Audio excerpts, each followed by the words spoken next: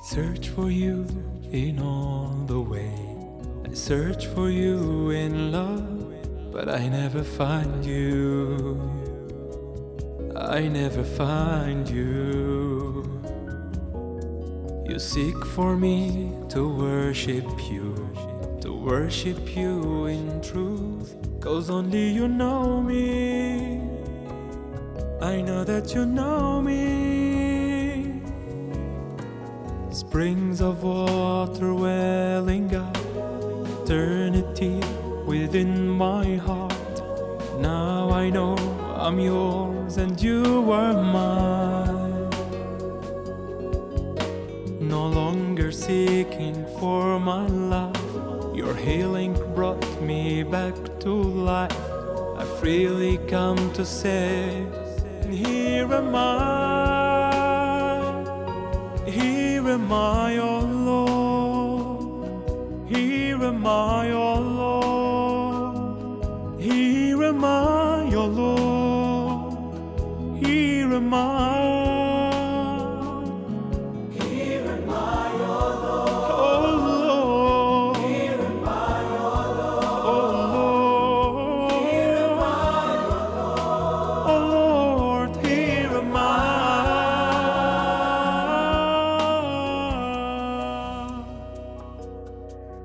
I would like to tackle with you now the question of what we call cyclical time or linear time. Two concepts of time which are opposed to each other. Time as a cycle or as a circle means that history is repeating itself again and again. It can be expressed that the cyclical time is a reiterating the same sequence of events over and over again in an eternal recurrence, the eternal hourglass of existence. You know, an hourglass, you turn it again and it repeats and it repeats. This is the traditional concept of time, which is a bit discouraging or disappointing. Nietzsche, in his book on Zarathustra, expresses it in that way. Everything goes and come again. The zone of existence endlessly turns around itself. Everything dies and blooms again.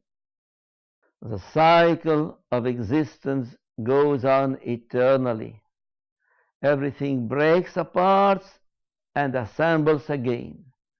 The same edifice of existence builds itself eternally. Everything separates and meets again.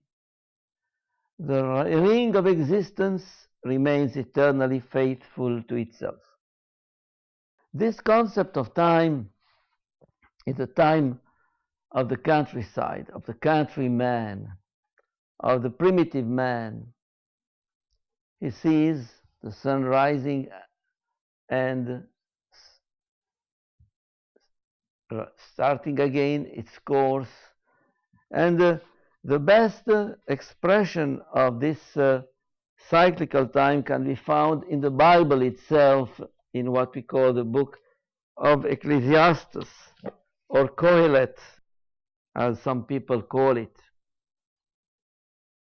Chapter 1st. Vanity of vanities, Kohelet says. Vanity of vanities, all is vanity. For all his toil under the sun, what does man gain by it? A generation goes, a generation comes, yet the earth stands firm forever. The sun rises, the sun sets, then to its place it speeds, and there it rises. Southward goes the wind, then turns to the north. It turns and turns again. Back then to its circling goes the wind. Into the sea all the rivers go, and yet the sea is never filled, and still to their goal the rivers go. All things are wearisome. No man can say that eyes have not had enough of seeing, ears their fill of hearing. What was will be again. What has been done will be done again. And there is nothing new under the sun. Take anything of which it may be said, look now, this is new. Already long before our time it existed. Only no memory remains of earlier times, just as in times to come, next year itself will not be remembered. So this cyclical time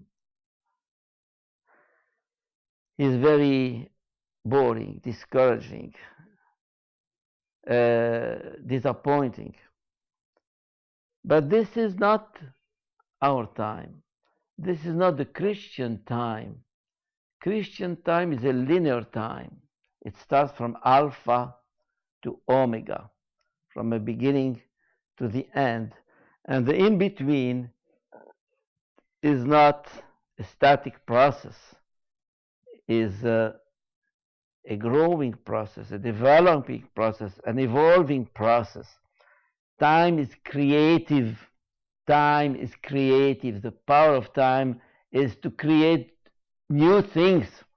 And connected to that, you have the concept of evolution. Evolution means that time does not repeat itself. Though it seems that when we see one day after the other, it seems that it's the same. No, something comes new every day. And this is the difference between the rural time and the modern time. In the countryside, nothing happened new, nothing new. The father is a farmer, his son will be a farmer, the son of his son will be a farmer. The father lived that way, and so with the son and the grandson. But modernity has completely changed this concept of cyclical time. And modernity is a result, the product of Christianity. Christianity is bringing something new in history. The event of incarnation means that the fullness of God, the fullness of life, has entered into time to shake it up, to make it grow, to develop it, to push it forward. So this idea of a growing time and developing time and linear time is very important. Time is creative. History is creative. History does not repeat itself, and we know it quite well today. Every day something new comes up. New kind of recorder. The old discs of our grandfathers have been replaced by what we called a recorder device, and then came the MP3, now the MP4, and nobody knows how it can develop. Nobody can imagine what will be the future. And this concept of time is so important because it brings inside of it hope. Hope is a Christian concept. Hope is a result of a history which brings everything, every day, new things. And astrology Astrology is exactly the opposite of it. Astrology means what has been will be in the future. So you can read in the newspaper your fate of today. No, there is no fate. Man is in charge of his future. Man can shape his present and future. Man can shape his life. My life will not be the repetition of my father's life, of my grandfather's life. No, my life is something new. I create, I shape it with my own will, my own creativity, inventivity. So this brings us a dynamic concept of life, of history. History is bringing new things every day, and it's evident nowadays. So the cyclic time or the cyclic history is no longer valid nowadays. Mircea Eliade, the famous historian who was my teacher in Chicago University when I was studying there, Mircea Eliade has a book, very small but very important, called The Myth of Eternal Return. The Myth of Eternal Return. Myth. Because, and if history had no longer in the past being able to create new things, it is because it was taken in this cyclic time. But now we have the revelation of an omega point in the future, something which draws us, attracts us, and pushes us forward and forward and forward. And this idea of a linear time is stimulating, really stimulating. And in the middle you have this event of the incarnation. God has entered in time, has become the motor of time, and in that concept we escape the fateness or the faithfulness of time, which means we are prisoners of our past. So this gives to our life its value, its depth, and forces us to be each day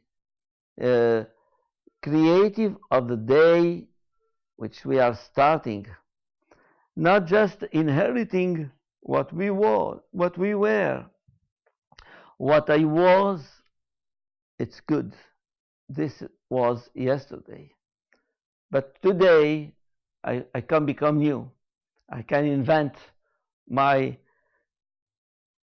life for today, which will not be a repetition of yesterday. And this is why our modern time is so fascinating. But the trap and the mistake would be to run up in what we call newness, new things, new devices. Newness is not on the level of new gadgets. A gadget brings something new, of course, but it's not the newness I speak about. The newness I speak about is the newness of the heart, of the soul. Am I able today to renew myself, to become new, to reinvent myself? And this is a challenge for me. So escaping the cyclical concept of a life which is already decided, whether by God or by my forefathers. No, I am in charge of my life. I am the responsible of what I am doing. So there is a kind of concept of God's will as something which forces me to do something which is not my creation, my own will, my own decision. So let us enter in this concept of time as evolving reality, time as linear reality, time as a development of a seed which becomes a tree. I search for you in all the way, search for you in love, but I never find you. I never find you. You seek for me to worship you in truth, 'cause only you know me. I know that you know me. Springs of water welling up, eternity within my heart. Now I know I'm yours and you are mine. No longer seeking for my life, your healing brought me back to life. I freely come to say, here am I.